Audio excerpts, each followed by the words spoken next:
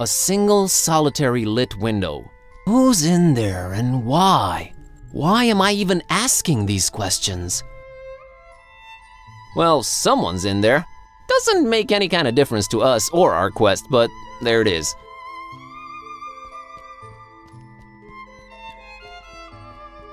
Don Imagos, artist, creator, director, actor, visionary, modern-day Viking. Brought important contributions to the art of indie game making to Transylvania from the distant lands of the New World. Looks like a motivated dude. Also, he's holding a controller. That's pretty cool in my book.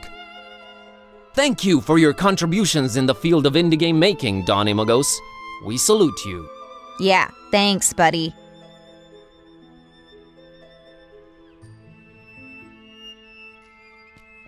I think it's this kid's slingshot just lying in the grass. It's a local kid playing on his phone. Hello, young man. What's up? Playing on my phone. Do I know you? Just being friendly, that's all. Uh-huh. So, what are you playing? Call of Duty 6. I thought shooters sucked on mobile. Call of Duty is not a first-person shooter. It's a survival game. Survival game, really? Yeah, really. You roleplay this supermodel, and every once in a while, you have to survive on no food before a show for like 3 or 4 days. That's terrible! Games have changed since your days, old man. Everything is realistic now. Disturbingly so. That's a cool slingshot you got there, kid. Yes, isn't it crazy that I know about more than just computer screens and video games? Mind-blowing, I know. Aw, come on. Mind if I take a look at it? Yeah, 'cause I'm just giving my deadly slingshot away to a stranger, sure.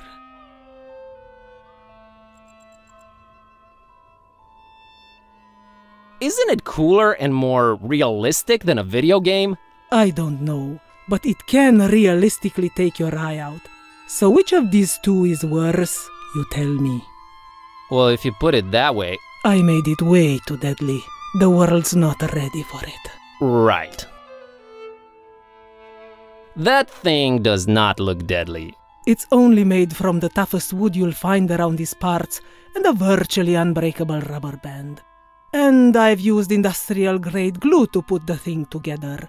Not only is it deadly, it's indestructible.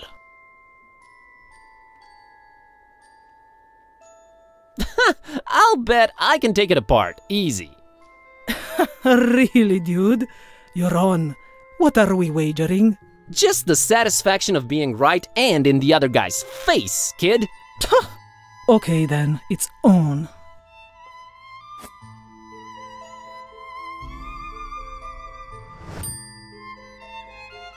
Nice place, this town. Nothing ever happens here, and I can't even get data on my phone anymore. But yeah, great place. Well, if you looked up from that screen every once in a while, you'd see that it is. Oh, geez, you're one of those, aren't you? We get it. You grew up hitting a ball against the wall, not glued to the screen. You were so much better off. Thanks for the insight. Bye. Well, no, that's not really what I meant. I was a nerd just like you. Oh yeah, you're totally hip to geekdom and down with the youth, pups. Have you seen a girl called Peace around? No, I haven't, 'cause I'm one of those losers who won't look up from their screens at the real world, right?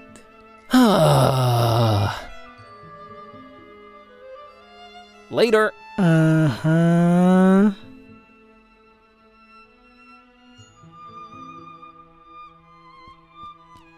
This lady is really interested in that mural up there.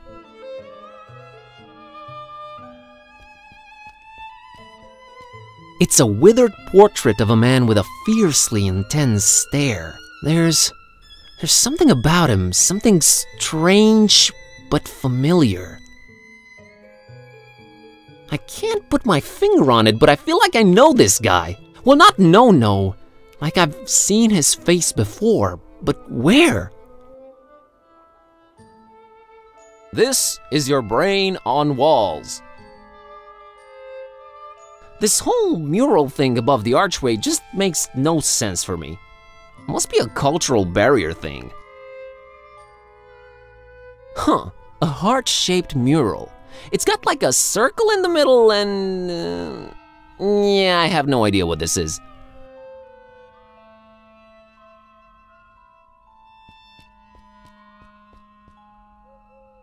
Hi there, I couldn't help but notice you're examining that mural up there. Pardon me? Oh, yes, indeed I am, yes. Can you tell me anything about it? Why, of course. You see, there is a certain ambiguity in regard to the vivacious and decidedly histrionic undertones of the disjunctive perturbation present within the artist's essentially transitional brushwork. Wouldn't you say? Of course, you must not let this hint of overspecificity on my part overshadow the obviously resonant spatial relationships between the reductive quality of the lines and the commitment to a rigorously formal approach on the artist's behalf. Actually... What you must understand is that the work echoes its own edges with its obsequious interior dialogue, and even replicates itself, paradoxically denying any allusion to a juxtaposed mythopoetical reality. Yeah, but what does it all mean? Aren't you paying attention, young man? It signifies that the structuralist paradigm under which the creator diligently operated is flush with interpolated post-dialectic musings that cannot be rightfully ignored. That's oversimplifying it a bit, but yeah, okay. What is the significance of the divided heart? It is clearly a corollary of the coronary metaphors which permeate the opacity and quintessential divergence of pervasive aesthetic hierarchies in the artist's oeuvre. I agree. What can you tell me about this bus ticket? An incisive voyagerial metaphor, rectangularly encased in an obviously sarcastic homage to utter futility and cavalcading materialism. What do you think of this cauldron? An unrelentingly piercing allusion to corporeal gastronomic enslavement, in the almost puritanical form of a hemisphere, wrought of sacrosanct hunger, both telluric and spiritual. You nailed it on the head. What do you think of this slingshot? Kinda shoddy if you ask me. What? Inextricably inferior. I have this pocket full of trash. Such a buckish postmodernist cliché turned anti-cliché, or, as some would put it, mudful reversed boilerplate. Not an entirely surprising denouement coming from a distinguishably inexperienced dabbler in the arts, but one I uncontemptuously applaud nonetheless. Yeah, it's just trash, really. Precisely. Wink wink, as they say.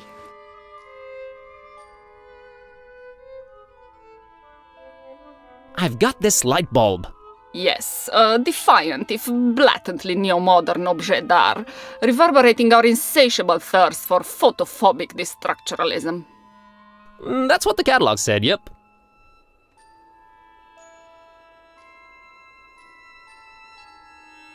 What do you think of this solvent? Are you by any chance employing terraqueous earthly chemistry as a means of subsuming the inextricable anthropologic dissolution into a pan-expressive, if mechanistic, allegory of human suffering and decay? I sure am. Bitchin'.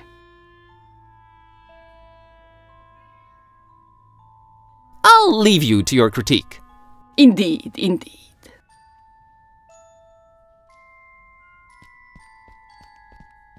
Oh no, not another tourist info point! Thankfully, this one seems to be abandoned. I've had enough of tourist information stuff for a while.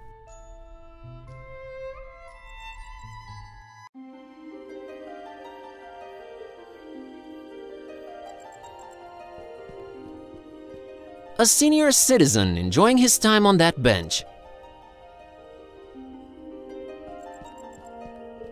My word, that's gorgeous. This is my homeland, Kitty. She doesn't care.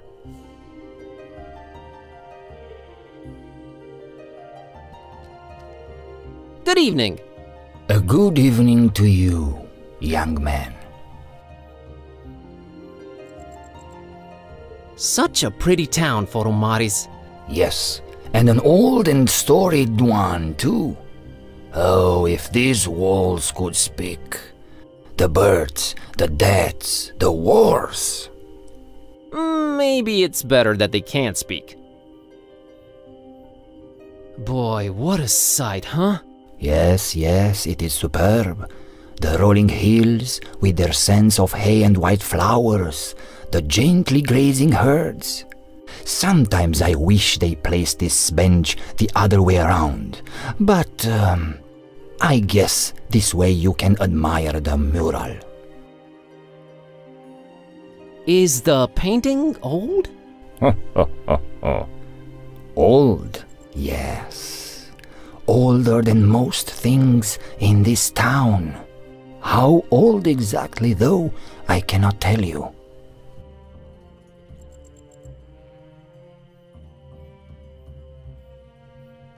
Is there a story behind it? Yes, there is. But do you have the time to listen to it? Yes, I do. Now, legend has it that a long, long time ago, on top of a mountain overlooking Forum Maris, a Solomonar, that's an ancient wizard, was conjuring thunder and rain when, below, a terrifying Balaur, that's a dragon, attacked the town. The masks, sworn defenders of the town, could not defeat the dragon, but could not live either. So they sent an innocent young shepherd girl by the name of Miwara and her dog Azor to beg for the Solomonar's assistance. Miwara and Azor's journey up the mountain was not without peril.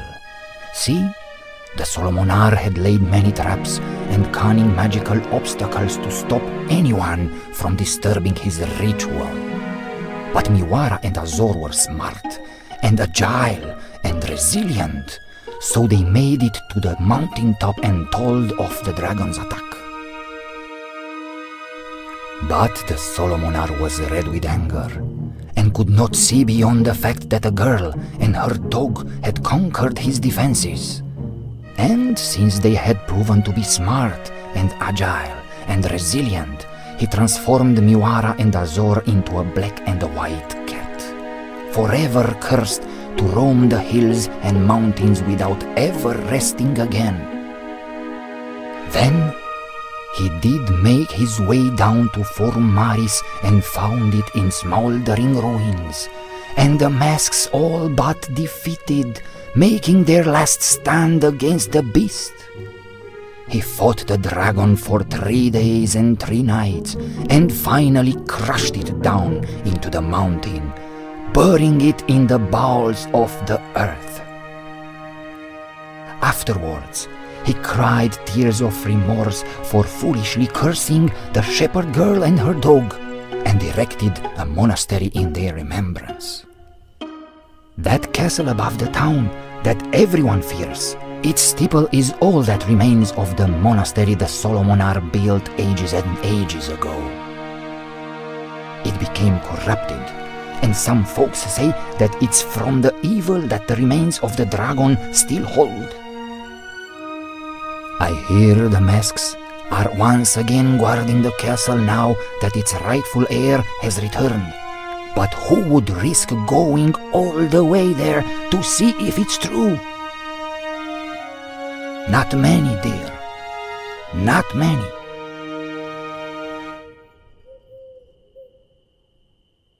Wow, that was fascinating.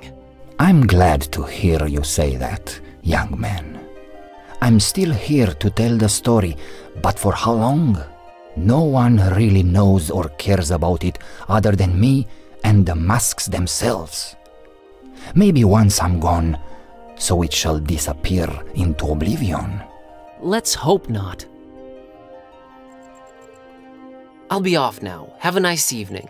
You too, young man. Goodbye.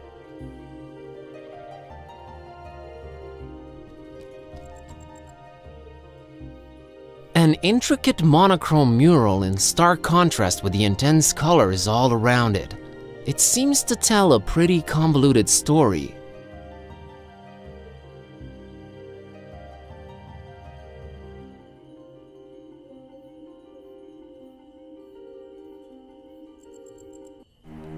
Now, legend has it that a long, long time ago, on top of a mountain overlooking Forum Maris,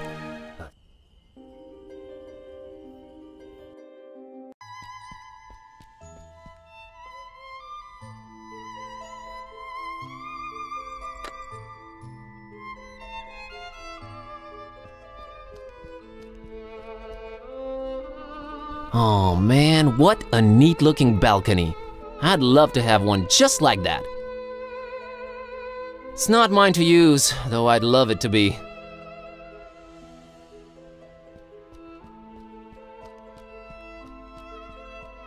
No reason to have her climb up there, really.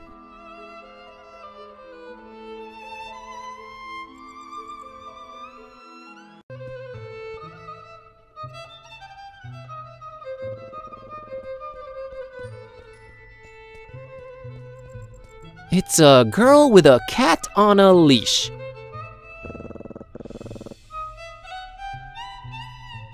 Hello, little girl. Hi! My name's Buzz, and this is my cat, Kitty. Nice to meet you. I'm Maria, and this is Kss. What in the name of all that is sacred and holy? Your kitty can't talk! Yes, she can. For some reason, people don't usually notice. Oh my god! Is she magical? As magical as they come. Cool! That's a unique-looking doggy. He's not a doggy, silly. Can't you see he's a kitty cat? We're really stretching the definition here. But how come he barks? Well, he was raised by a doggy, duh. His adoptive mommy was a Carpathian sheepdog. Oh, nice. An actual son of a... That's a very cool and unique story. So, his name is, Kiskis? Uh-huh. That's how you get his attention. I want to name him something else, but I haven't come up with anything better yet. I understand. Kiskis! I am now the second most embarrassed cat around.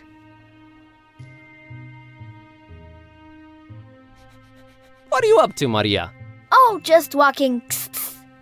He gets real antsy if I don't walk him at least twice a day.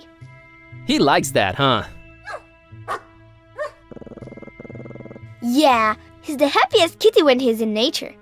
I'd love to take him on a walk in the hills or in the mountains, but Mom and Dad won't let me. It's too far away. I see.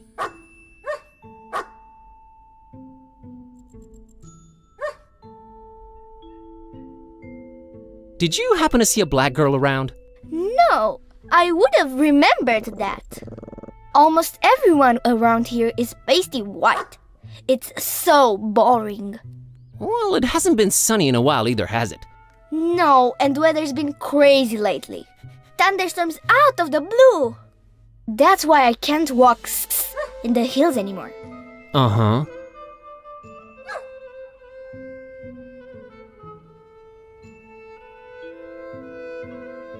I'm a tourist. What can you tell me about Forum Maris? Well, everyone says nothing ever happens here. So... God, I hope that's true. Catch you later, Maria.